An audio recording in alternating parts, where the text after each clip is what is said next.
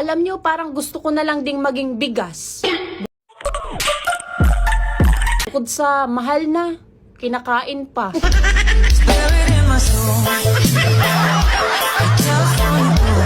Ano ang Ingles ng kadenang ginto? Gold, gold, gold. Yung kadena,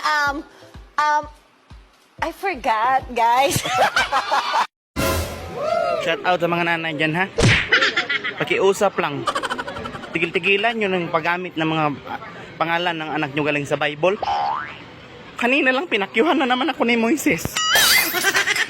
Nyawa. Pabili. Ano yon? Ate, may itlog ka? Meron. Ay, sayang. Ang ganda mo pa naman.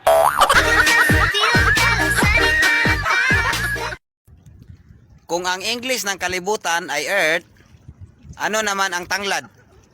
Nanayabag na. Kuan ka ng kugon. Ang isip mo pero ako'y sabog na.